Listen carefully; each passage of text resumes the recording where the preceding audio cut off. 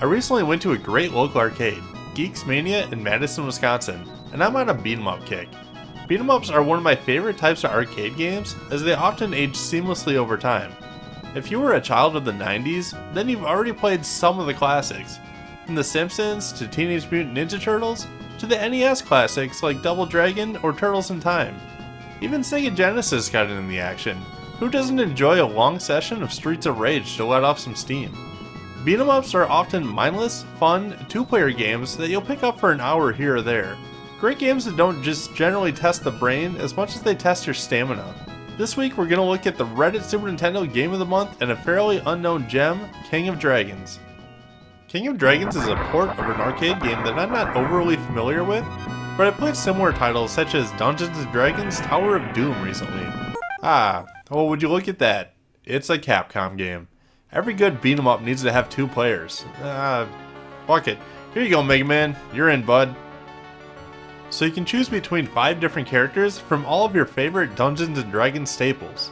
The Elf, or the Archer, the Wizard, a Fighter, a Cleric, and a Dwarf. Each character has unique traits. The Elf has the longest range in the game, but his attacks are really weak. He also can't take too many hits. The Wizard has slower, but stronger ranged attacks, and has a stronger spell cast. He's made of paper though, so don't expect to take more than a couple hits until you die. The Fighter has the longest melee range, hits pretty damn hard, and has the second highest HP in the game. He's pretty great. Then you have the Cleric. He's the tank of the game.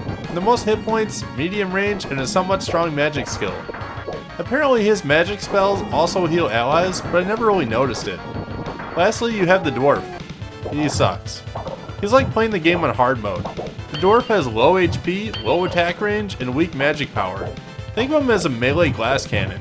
For seasoned vets of the game, he's probably pretty amazing, but I just get my ass kicked when I play with him.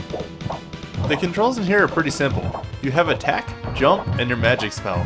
There is also an option to turn on manual blocking, but the mechanic feels really clunky, so I prefer to keep it automatic. Your spells drain your HP, and in a game where HP refills are scarce, I basically refuse to use them. My first impression of this game was that it looked pretty mediocre. The character graphics design leaves a little to be desired. Both the Knights of the Round and the Final Fight series look better visually in this regard. There are some pretty neat effects though. And the bosses do have some of that old school D&D feel to them. The sound effects are also kinda laughable. Each character sounds the same, and they all have this goofy roar before each level. The sound can get pretty repetitive after a while, and the music is downright awful at times.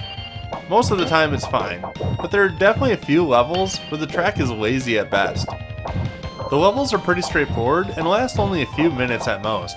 Then they're followed by a boss battle. It's so quick that you can almost regard this as a straight boss rush game. There are 16 levels in all, and the enemies do start getting pretty hard about halfway through. Once they start to block, you'll have to change your strategies so you don't get countered all the time. These fucking skeletons are the worst. Your character levels up throughout the game as you accumulate points. At the end of the levels, bosses will often drop a weapon or armor upgrade as well that lasts throughout the game. Once you get past some of the mediocrity of this game, you'll find that there is plenty to enjoy.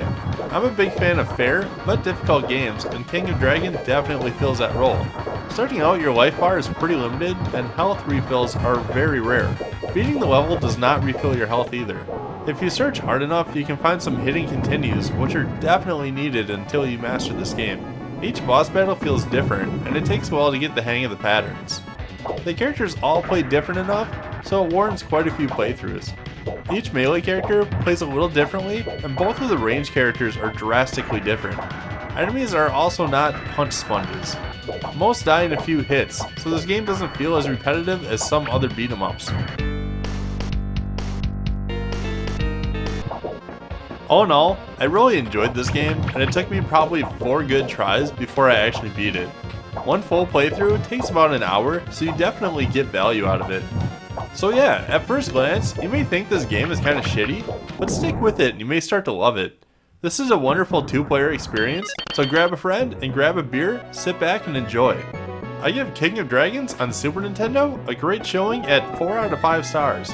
It's currently going anywhere between $70 to $90 depending on condition, so it's hard for me to suggest picking it up, but if you can find it for a little cheaper, it's a great beat 'em up to own. Thank you all for watching. I have quite a few other game reviews coming up soon, as well as a new roundtable discussion series in the works. If you like these reviews or any of the other walkthroughs I have on the channel, please feel free to subscribe for more. Thanks again!